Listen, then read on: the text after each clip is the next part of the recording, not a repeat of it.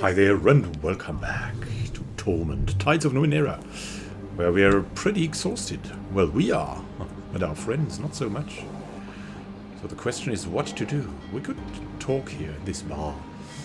We could rest here, which would probably be good, but on the other hand, a lot of this game is time dependent, so we might just try our luck and talk to more people a bit. To Sylph, this pretty young woman stands unnaturally still. Then your large glassy eyes spring to life with a rattle and quickly lock with yours. For just as quickly snapping away, her skin as fair as porcelain is cracked beneath several layers of dirt and faded makeup. And on the side of her neck you see what appears to be a small tattoo of vertical lines with glyphs etched at the bottom. For a moment familiarity overwhelms you, disappearing as a minute shudder runs down her arms.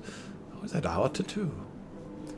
Her gaze snaps back to your face, but not to your eyes. She's staring at your tattoo. Jerkily, her hand rises to touch her own. Well met, I'm called Sylph. You note the slight pause before she pronounces her name. Her voice has a purring quality under which you can hear the spinning of countless gears. She coughs just once, and a small greenish cloud emerges from between her lips. How did you come by that mark? Scan thoughts it's her, or is... we could try to remember, but we cannot really try to remember. We're exhausted. So,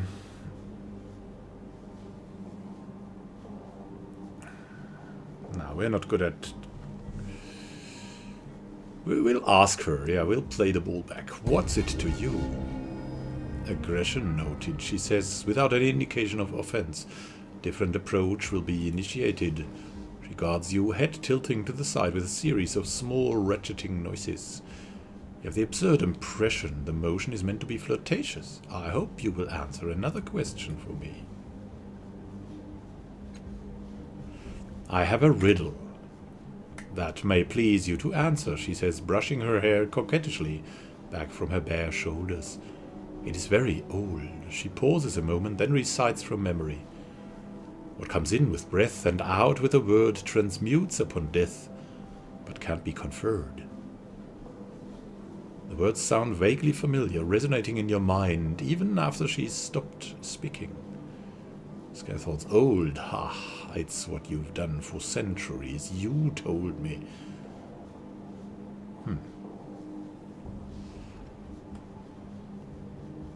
What do we have here? It can't be conferred. It's life, probably, or something like that. Love. In with breath and out with a word. Yeah, I think it's nothing.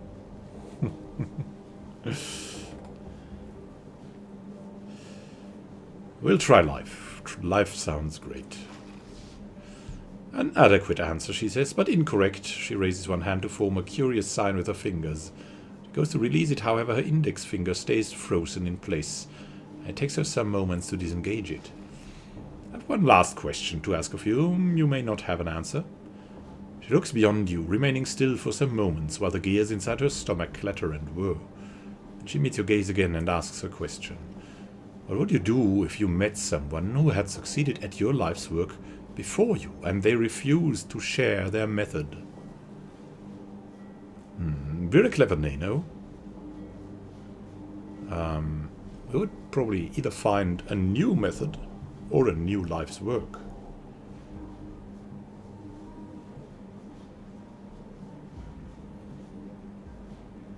Yeah, we enjoy working like that, so...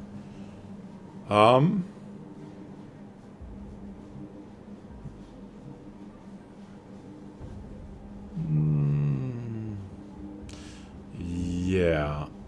Let's change the method. Methodical.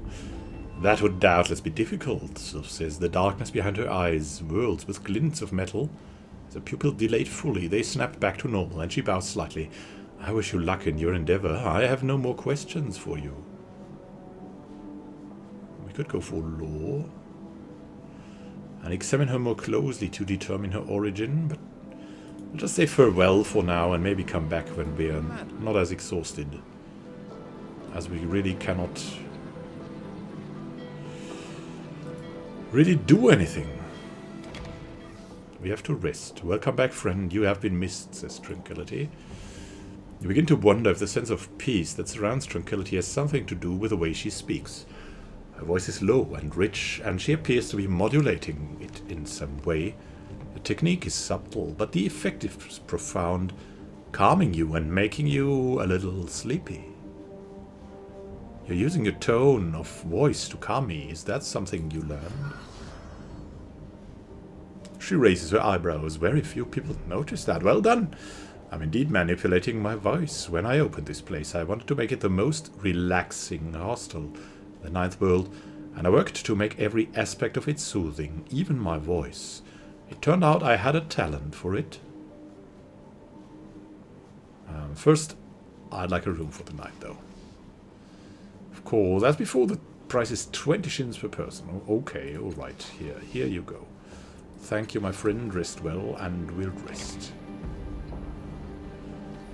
We approve. We're healed. We approve, and we should talk to her again.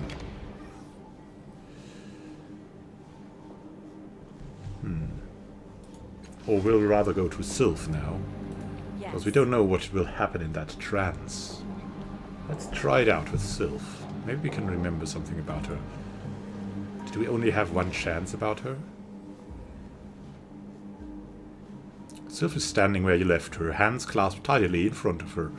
She seems lost in thought, the delicate machinery inside her head clicking and whirring as she stares into the middle distance.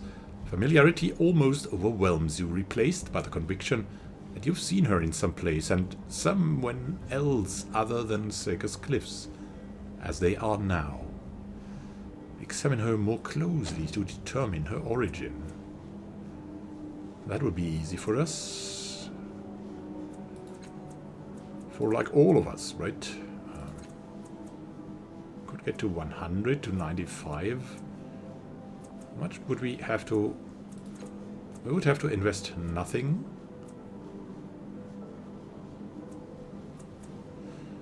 Yeah, well then. You study her cracked porcelain skin, the way her joints are covered by the seams in her clothing, and what once must have been a remarkably pretty face. You recall a fragment of ancient machine history discovered by your sire in a place called the Wheel of Baz. Automatons like Sylph were created in many different shapes to please their owners. No two alike, all handcrafted and unique.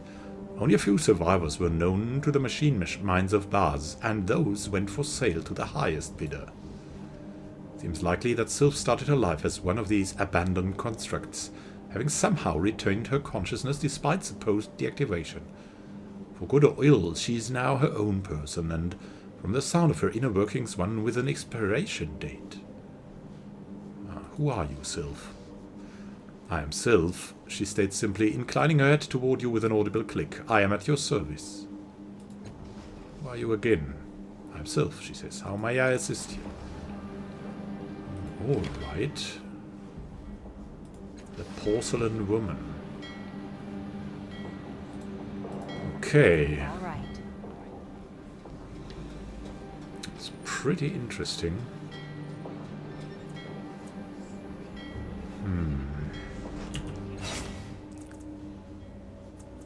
Let's see. We still need to seek the passage to the Valley of Dead Heroes. Don't want to do that yet. Maybe we'll go to the Peerless Infestation. Fragments left behind by the Sorrow's incursion have wormed their way deep into the labyrinth. There's also something like plagues in my mind. They're stunting my potential. We'll enter the infested fathom. One day, yes. Not right now.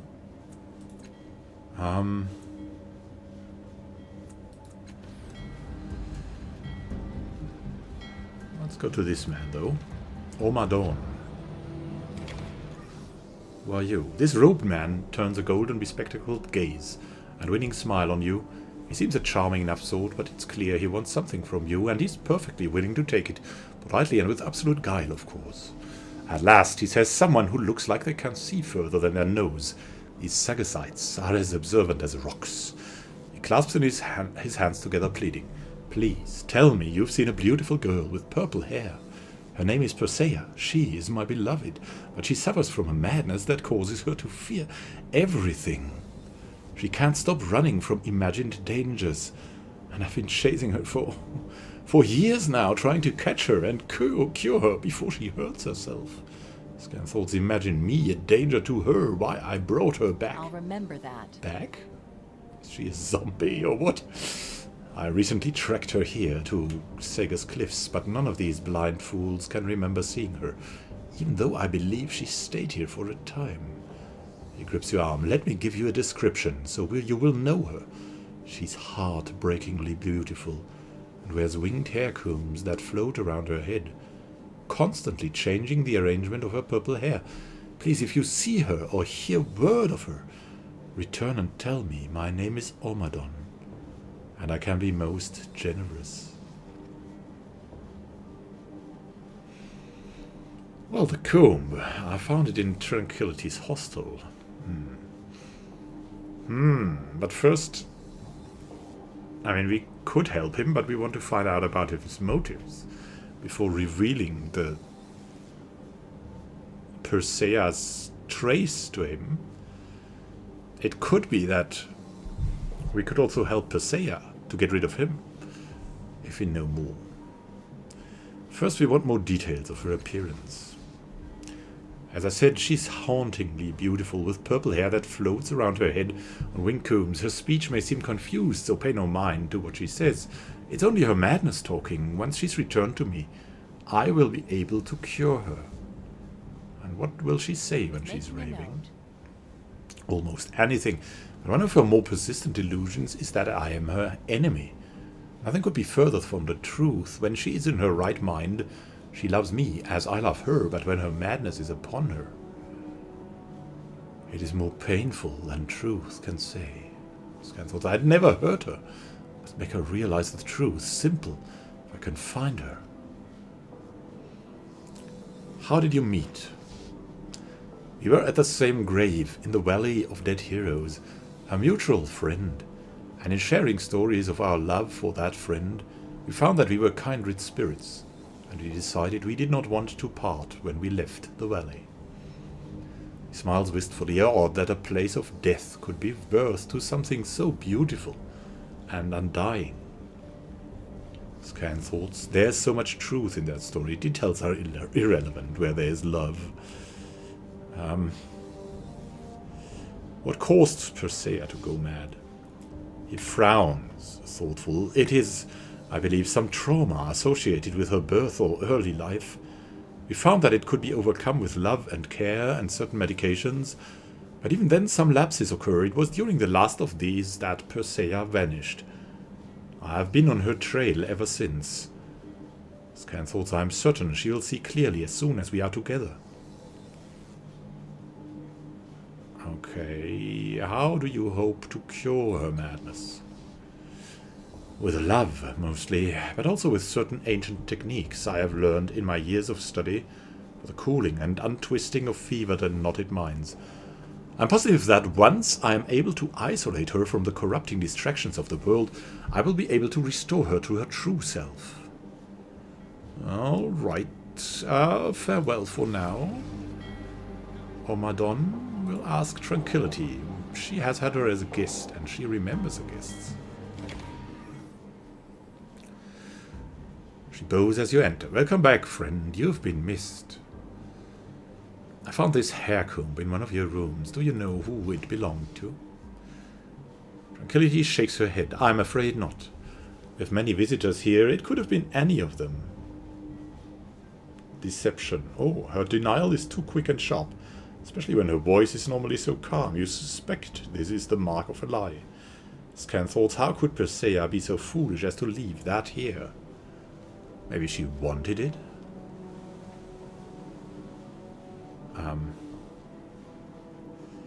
So she was here. Tell me about your hostel. Is there something? No. But yourself? I am a mutant and thankful to live in a city that tolerates my kind. Business has flourished here. Elsewhere I might have been stoned or killed for sport.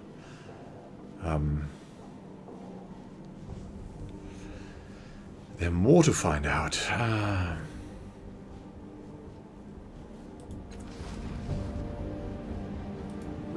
As we don't know more from her, and we suspect she could have left it there on purpose, we'll tell him. Hello again, friend. Madon brightens as he sees you. Any news of Persea? Have you seen her? I found his comb in Tranquility's hostel. He has purple hair caught in it. Is it Persea's? Making a note. Yes, that is one of her combs. Incredible. He takes it from you with great care. I knew that witch was lying to me. She told me that Persea had never stayed with her. Please, go to Tranquility and ask her where Persea went. Maybe she'll tell you the truth.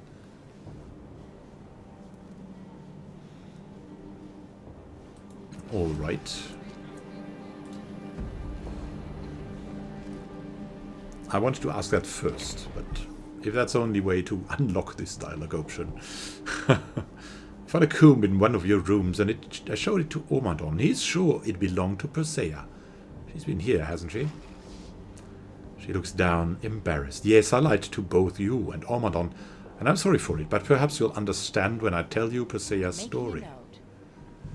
Omadon may believe her to be his one true love, but it is obsession, not love, and it is made a monster of him. From what Persea told me, he found her corpse in a sepulchre in the Valley of Dead Heroes, perfectly preserved by ancient science, and fell in love with her beauty. His foolishness might have ended there, except that Omadon had ancient science of his own, and he used it to wake her from death. He seemed to think this unasked for resurrection would make him a hero in her eyes, and that she would fall instantly in love with him, but she was unnerved by his fervor. She explained that she did not share his feelings. He wouldn't listen. He saw her disgust as a passing madness. Persea has fled from him ever since, but he is relentless. Tranquility looks up. You see now why I helped her, why I lied to him and to you? This kind of also obsession. It's often mistaken for love, and the beloved is simply a prize to be won. Yeah, I know. Those people, like, for them, their beloved is some kind of a project often. You can spot these people when you look around. There's just... they're only talking about their beloveds. Only. Exclusively, and how to improve them and excuse every weakness and try to, yeah, there's people like that. It's a crippling love somehow, but it's out there. It's something very common, just not that anyone resurrects someone else. Tybeer says something. He's hounding the poor girl. What is in your ear? She wants nothing to do with him. Shameful behavior. And that's me saying it. Yeah, she didn't ask to be resurrected, right? And hashtag me too and so on. Yes, love can't be won through obligation. It must be given freely. Tranquility breathes a sign of relief. I'm glad to hear you say that. What do you intend to do now?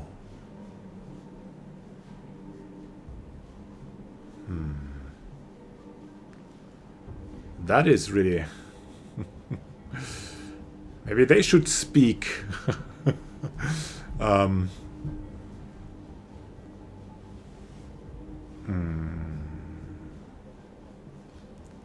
Could persuade her to put Omadon into a trance. What? No, what do we want? Would we want as a clever nano? What would be interesting? What would be an experiment? We're thinking along the lines of an experiment. We're a little moral, yes, but that would be interesting. That would also be interesting. Put him into a trance.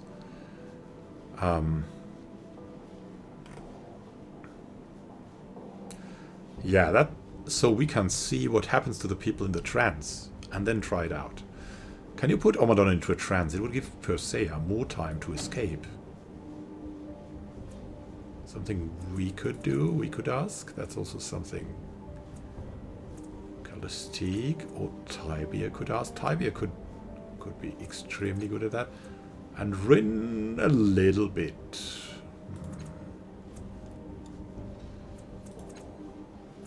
Yeah, why not? Let's go for Tybia. I'll remember that. Oh, stat points restored. She hesitates. It seems a dishonorable thing to do, but he is a dishonorable man, so perhaps he should be painted kind. Very well. She nods, send him to me and I will do it. I can make him a guest of my inn for as long as it need be. Where's she actually going, by the way? I'm sorry, the less people who know that, the better. Okay.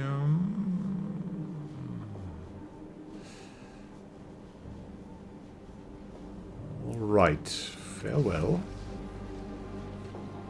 All right, Ray. Hey, Omadon. Let's observe him. Hello again, friend. Any news of Persea? Have you seen her? Let's talk about this, because we're interested in the science he used. I heard a different story of how you met Persea. I heard you fell in love with her corpse and somehow restored her to life. Omadon's face reddens with rage. Did Tranquility tell you this? Well, she lies. Persea was not dead. She was made inanimate by ancient technologies. I merely used other technologies to awaken her from the long slumber. Oh, that's something else. So she wanted to endure, then, if what he's saying is true. And he seems to be a scientist. We'd rather trust him than Tranquility, who is some kind of... Well, she's not a scientist.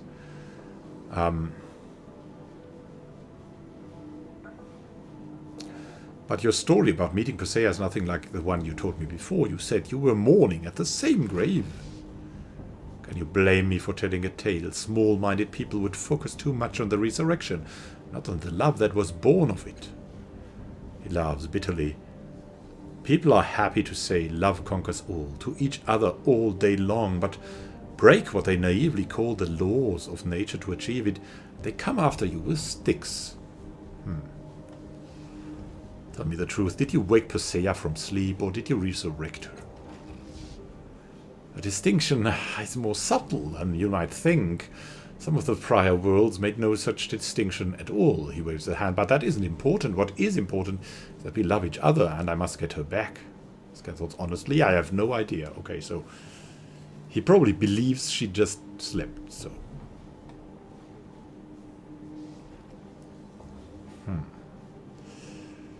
Well, let's talk this out. Tranquility told me that you're the reason Persea is on the run. She hates and fears you. Hates me? His shoulders sag. She's hardly given me a chance. I gave her life. She should be grateful. Instead, she runs like I'm some monster.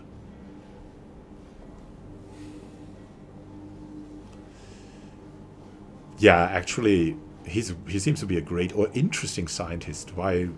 And we're an interested woman, right? You're clearly a man of great abilities. Why waste your time chasing a woman who doesn't appreciate them? He chews his lip. It's true. She has never acknowledged my finer qualities, but isn't that the more reason why I must get her back? So I can prove to her that there is no better man for her than me. No, you need to follow your true calling as a scientist, man. Do you want to be remembered as a lovesick fool who chased a woman who hated him? You're a great man. Think of all you could achieve. We do this personally, or will we ask someone else to do it? I think it's important to us. We'll do it personally. Invest 1 point in it. For a long moment, he looks like he isn't going... like it isn't going to listen, but then it lifts his chin. You are right. I'm making a laughingstock of myself. A man of my years and talents shouldn't fall head over heels like some over-eager stripling. It's an embarrassment. Time to return to my work. Studies have borne fruit.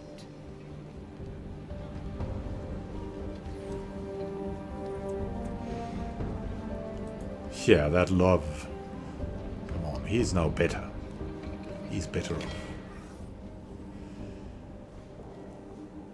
Welcome back, friend. You've been missed, says Tranquility. I convinced Ormadon to give up looking for Persea. It was for his own good, and for the good of science. That is wonderful news, she says, her eyes shining. You have done her a great kindness. Well then, farewell for now. And let's look at Calistige. Yeah, maybe we'll think about it and do it in the next episode. So thank you for watching, and happy gaming to you. This is Immanuel signing out. Have a great time until next time.